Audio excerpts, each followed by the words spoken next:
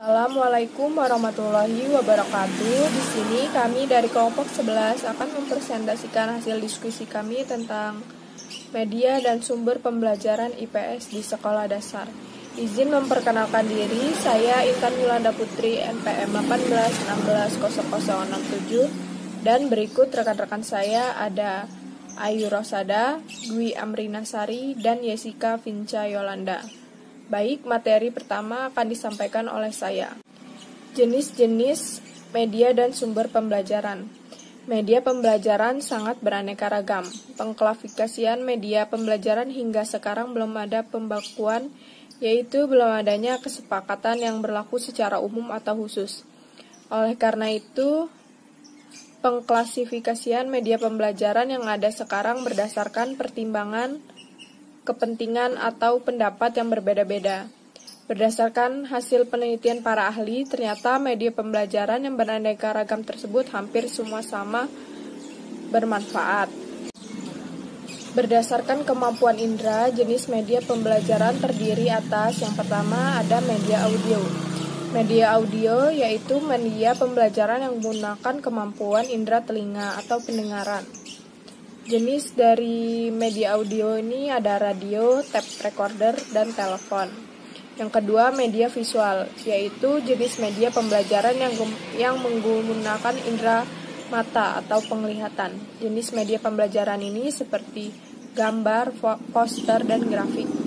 Yang ketiga, media audiovisual, yaitu media pembelajaran yang menggunakan kemampuan indera telinga atau pendengaran dan indera mata atau penglihatan. Jenis media pembelajaran ini menghasilkan pesan berupa suara dan bentuk atau rupa.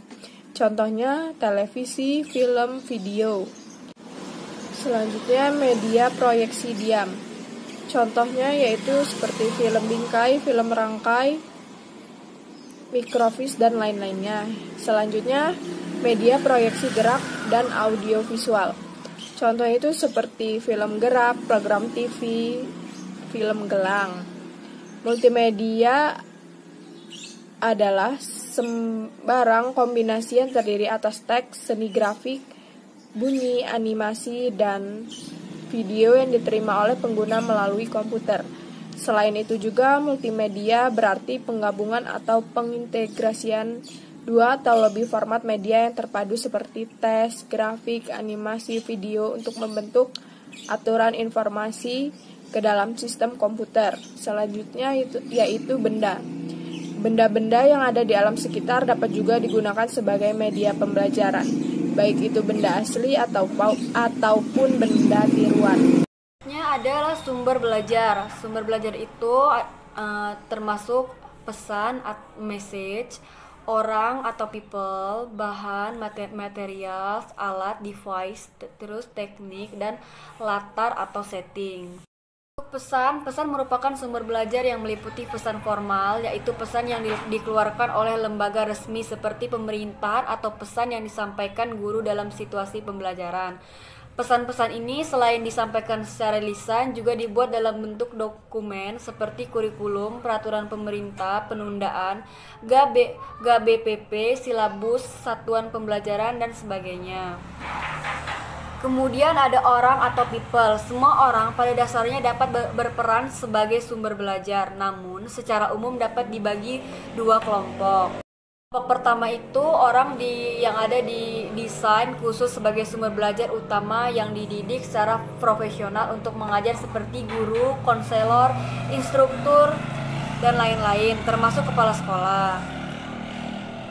Kelompok kedua itu tuh kelompok orang yang memiliki profesi selain tenaga yang berada di lingkungan pendidikan dan profesinya tidak terbatas, misalnya itu politis, tenaga kesehatan, pertanian, arsitek, psikologi, polisi, pengusaha, dan lain-lain.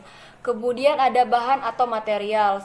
Bahan merupakan suatu format yang digunakan untuk menyimpan pesan pembelajaran seperti buku paket, buku teks, modul, video, atau film. Baik, saya Rosada. Di sini saya akan menjelaskan tentang macam-macam media dan sumber pembelajaran. Media pembelajaran menurut Saiful Bahri Zamara 2006-124 dibagi menjadi 3 macam, yaitu Yang pertama dilihat dari jenisnya. Yang dilihat dari jenisnya ini ada media auditif, media visual, dan media audiovisual. Yang kedua ada dilihat dari daya liputannya. Media ini dibagi dalam media dengan gaya liput luas dan serentak, media dengan daya liput yang terbatas oleh ruang dan tempat, media untuk pengajaran individual. Media ini penggunaannya hanya untuk diri sendiri. Yang ketiga ada dilihat dari bahan pembuatannya. Yang pertama ada media sederhana dan ada media kompleks. Menurut Asosiasi Teknologi Komunikasi Pendidikan, sumber belajar adalah semua sumber, baik berupa data, orang, atau benda, yang dapat digunakan untuk memberi fasilitas belajar bagi siswa. Sumber belajar itu meliputi pesan, orang, bahan, peralatan, teknik, dan lingkungan. Berdasarkan asal-usulnya, sumber belajar itu terbagi menjadi dua. Yang pertama, sumber belajar yang dirancang, yaitu sumber belajar yang memang sengaja dibuat untuk tujuan pembelajaran. Contohnya buku pelajaran, modul, program, audio, dan transparansi. Yang kedua, ada sumber belajar yang sudah tersedia dan tinggal dimanfaatkan, yaitu sumber belajar yang tidak secara khusus dirancang untuk keperluan pembelajaran, namun dapat ditemukan, dipilih, dan dimanfaatkan untuk keperluan. Contohnya, tenaga ahli, pemuka agama, olahragawan, surat kabar, dan lainnya. Perkenalkan, saya Jessica Vinka Yolanda. Di sini saya akan menjelaskan tentang lingkungan sebagai sumber belajar. Lingkungan merupakan sumber belajar yang kaya dan menarik untuk siswa. Lingkungan manapun bisa menjadi tempat yang menyenangkan bagi siswa. Dan di sini ada 3 jenis lingkungan sebagai sumber belajar. Yang pertama yaitu lingkungan sosial. Lingkungan sosial sebagai sumber belajar berkenan dengan interaksi sosial, dengan kehidupan bermasyarakat seperti organisasi sosial. Dan yang kedua yaitu lingkungan alam.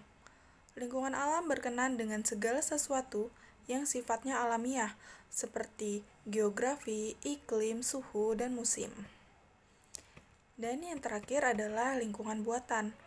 Di samping lingkungan sosial dan lingkungan alam yang sifatnya alami, ada juga yang disebut sebagai lingkungan buatan, yaitu lingkungan yang sengaja diciptakan, dibangun manusia untuk tujuan tertentu, yang bermanfaat untuk kehidupan manusia, dan siswa dapat mempelajari lingkungan buatan dari beberapa aspek prosesnya dan pemanfaatannya. Mungkin itu saja yang bisa kelompok kami sampaikan. Jika ada salah kata, kami mohon maaf. Dan kepada Allah kami mohon ampun. Kami akhiri. Wassalamualaikum warahmatullahi wabarakatuh.